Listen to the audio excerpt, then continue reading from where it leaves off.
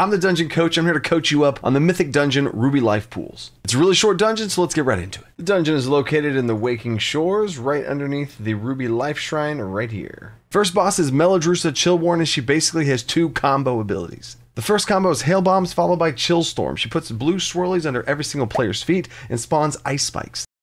Then she picks a random player and puts Chill Storm on them. That player has to run out because they're going to drop a vortex of wind that starts sucking everybody towards them. That vortex deals damage while inside of it, so get out of it and make sure you don't get sucked into it. And watch out for getting pulled into those ice spikes. At around 70 and 40%, she's going to do her second combo, which spawns whelps and puts a shield on herself. She channels a beam towards one of the whelp nests in the room and activates them all. The tank should go run, pick those up while the DPS stay and burn the boss down. Because as soon as she spawns those whelps, she puts a shield on herself called Frost Overload, which deals massive pulse damage constantly until you burn it off, and then you can interrupt it. All while you're having to deal with these freaking whelps. Burn the boss down while passively cleaving all the adds. Use AoE stuns and disorient on these whelps because they do deal cold damage, and the tank could build up stacks of the final part of this fight, Primal Chill. Primal Chill is a stacking movement speed debuff that should be dispelled the person with the highest stacks on cooldown. Got it? Cool. On to the next fight. Kokia Blazehoof is up next. She has a tank buster ability, an ad that she spawns that does some crazy AoE stuff, and a molten boulder. Searing Blows is your tank buster for those tanks to mitigate and deals damage over time. But the key part of this fight is Ritual of Blaze Binding. She will cast this ability and put a huge red swirly on the ground that explodes and summons a fire elemental. These fire elementals do 3 things. Right when they first spawn, they do an uninterruptible AoE damage to everybody called Inferno, and then after that they cast an interruptible cast. It's called Roaring Blaze, and you should set up an interrupt order to make sure it doesn't go off for even more AoE damage. And at 1%, they do a self-destruct called Burnout, which leaves area denial lava all on the ground. Her final ability is Molten Boulder. She'll pick a random direction and drop a Molten Boulder right there in front of her, which does stun and deal damage on impact, and then it goes straight off in the distance. So draw a straight line from the boss to where the boulder came down, and that's where it's going. And it also leaves area denial on the ground. And as you can tell, as the fight goes on, you're going to start losing some ground. But you got a big circle to work your way around. You'll be fine. Next boss. The last boss of Ruby Pools is Kyraka the Dragon and Earkhart the Troll. This is the 2-boss fight where they have separate health pools and there's 2 phases. It gets a little crazy. Each of these 2 bosses have 3 abilities each. Earkhart the Troll has a tank buster hard hit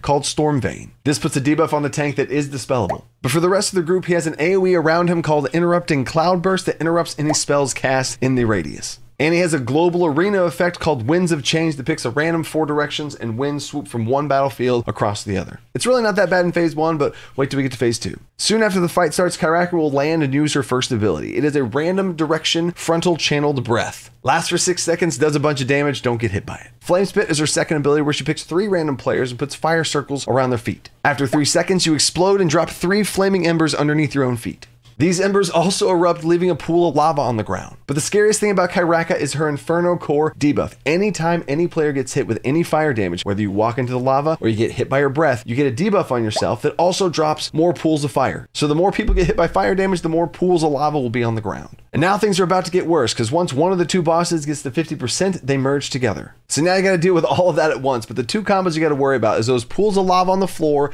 and Winds of Change. Once Winds of Change comes through, those pools of lava actually shift and move, so get ready to move. And in phase 2, Kyraka's Flame Spit now targets all 5 party members. Also keep in mind there are 2 separate bosses, so make sure you're DPSing them both at the same time. So stay out of the fire and get yourself some loot. I hope this video helped get you ready for Ruby Life Pools, and if you're worried about your group, then maybe send them this video so they don't screw things up too. And if you want more help with deep dive information, I also have an entire dungeon journal with every single ability of trash, all this stuff for every season 1 dungeon. I'm going to keep updating it over time. This is a reward for all my patrons to help thank them for the support and be able to keep doing what I'm doing here on this channel. Now go out there and get you some loot.